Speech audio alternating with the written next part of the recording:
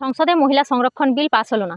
আর এই বিল কেন পাস হলো না, বিরোধীরা কেন তুমুল বিরোধিতা করলেন এই বিল পাস করতে বাধা, এবং এই বিলের সঙ্গে লিমিটেশনের কি সম্পর্ক রয়েছে, সেই সঙ্গে এই বিলের সঙ্গে আরও কি মোট 3টি বিল পাস হওয়ার কথা ছিল, যেগুলো কোনোটাই হলো না। তো কেন এই বিল পাস হলো না, কেন এই বিরোধিতা, এবং এই বিলে কি আছে, মহিলা সংরক্ষণ বিলে কি আছে, সেই সংক্রান্তই আজকের এই ভিডিওটা পুরোটাই দেখবেন শেষ পর্যন্ত। যদি আমার এই ধরনের তথ্যমূলক ভিডিও বা এই ভিডিওটা পছন্দ হয়, তাহলে অবশ্যই নিজেরা একটা করে লাইক করে দেবেন, আমি উৎসাহ পাবো। সেই সঙ্গে এই ধরনের তথ্যমূলক ভিডিও পেতে গেলে আপনারা অবশ্যই আমার পেজটিকে ফলো করে দেবেন, ইউটিউব থেকে দেখে থাকলে চ্যানেলটি সাবস্ক্রাইব করে দেবেন, এবং অন্যান্য বন্ধুরা যাতে এই গুরুত্বপূর্ণ বিষয়টি জানতে পারে তার জন্য অবশ্যই একটা শেয়ার করে দেবেন। ভীষণ জরুরি, সেটা হলো মহিলা সংরক্ষণ বিল। এটা কিন্তু পাস হয়ে গেছে 2023 সালে, কিন্তু এটা কার্যকর হয়েছিল না। এই কার্যকর হওয়ার জন্য সব বিরোধীদের ভোট প্রয়োজন ছিল, সবার মতামতটা প্রয়োজন ছিল, কিন্তু সবার মত নেই, তাই এটা কার্যকর করা গেল। 2023-এই বিলটা পাস হয়েছিল, কিন্তু যে দেশে লাগু হওয়ার জন্য কিন্তু আবারও তো ভোটাভুটির প্রয়োজন আছে সংসদে, তাই লাগু হলো না বা কার্যকর করা গেল না বিরোধিতার জন্য। তো এগুলো আইন পাস হওয়ার কথা ছিল, সেগুলো হচ্ছে 3টি পাস হতো মোট। প্রথম হলো মহিলাদের সংরক্ষণ বিল, এটা কার্যকর হওয়ার কথা ছিল, মহিলা সংরক্ষণ বিল। সেই সঙ্গে ডিলিমিটেশন বা রাজনৈতিক যে নির্বাচনী এলাকাগুলোর পুনর্বিন্যাস সংক্রান্ত আইন, এবং এটার সঙ্গে মহিলা সংরক্ষণ বিলের সঙ্গে এই দুটো সম্পর্কযুক্ত শাসিত অঞ্চলগুলোর সংশোধনী আইন। এই মোট 3টি আইন পাস হওয়ার কথা ছিল। আর এটা কিন্তু আইন সংশোধনী বিল। উপস্থিত মোট 528টি ভোটের মধ্যে প্রয়োজন ছিল 352টি ভোট। তার মধ্যে পক্ষে পড়েছে মহিলা সংশোধনী বিলের পক্ষে পড়েছে 298টি, এবং বিপক্ষে পড়েছে 230টি। যেহেতু এটা যদিও বেশি পড়েছে, তবুও কিন্তু এটা বেশি প্রয়োজন ছিল 2/3, সেই জন্যই এটা আরও ভোটের প্রয়োজন ছিল। 352টি হলে বিলটি পাস হয়ে যেত।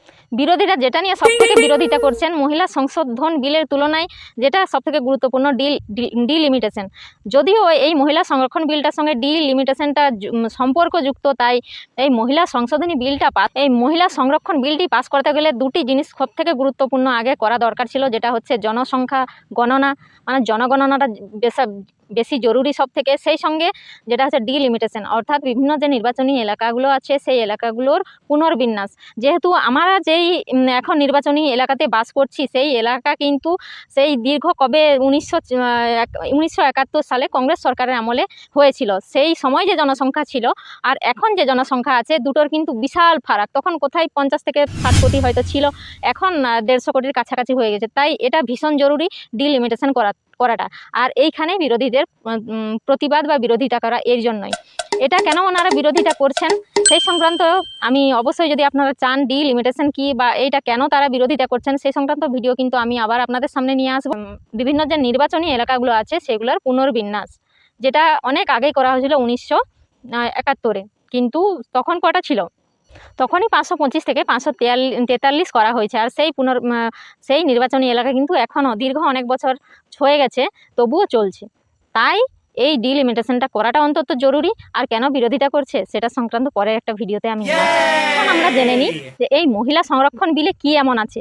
তো প্রথমেই যেটা বলবো যে আমাদের যে বিভিন্ন ধরনের লোকসভা এবং বিধানসভা আসন সংখ্যা আছে লোকসভা বিধানসভাতে, সেই সমস্ত আসন সংখ্যাতে মহিলাদের জন্য 1/3 অর্থাৎ 33% সিট যেন রিজার্ভ থাকে, অর্থাৎ মহিলাদের জন্য সংরক্ষণ করাটা দরকার।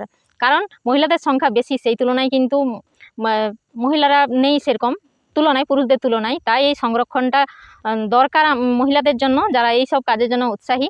তাই এই মহিলা সংরক্ষণ আইনটি মহিলাদের রাজনৈতিক ক্ষমতায়নের জন্য এই আইনটা আনতে চেয়েছিলেন সরকার, এবং অবশ্যই মহিলাদেরও ইচ্ছে, অনেকে এগিয়ে আসছেন, নিজেদের যোগ্যতা প্রমাণ করছেন। তাই এই আইনটা জরুরি আমাদের সবার জন্যই রাখাটা জরুরি। ST/SC মহিলাদের ক্ষেত্রেও সুবিধা আসছে। মহিলাদের সংরক্ষণ আইনটা যদি পাস হয়ে যায়, তাহলে ST বা SC কাস্টের মহিলারাও সুবিধা পাবেন। তাদের যে সিট সংখ্যা থাকে, আসন সংখ্যা থাকে, সেই আসন সংখ্যার ভিতরে 1/3 অর্থাৎ 33% মহিলাদের জন্য সংরক্ষিত থাকবে। এটাই হচ্ছে আনার ভীষণ প্রয়োজন মহিলাদের এগিয়ে যাওয়ার জন্য। কিন্তু এটারই বিরোধিতা হচ্ছে, কি আর বলবেন। তো সেটার বিরোধিতা হচ্ছে, তারও যথেষ্ট কারণ আছে। তবে আমার জানানোর কথা আপনাদের কাছে তুলে ধরলাম আমি যতটুকু জানি। তো মহিলা সংরক্ষণ বিলটাতে এই আছে, লোকসভা এবং বিধানসভাতে মহিলাদের জন্য 33% সিট সংরক্ষিত থাকবে এবং এসটি এসসিদের জন্য যে আসন সংখ্যা থাকে সেই এসটি এসসিদের মহিলারাও ওদের কোটার ভিতরে 33% অর্থাৎ 1/3 সিটের সুবিধা পাবে। এটাই হচ্ছে মহিলা সংরক্ষণ বিলে আছে।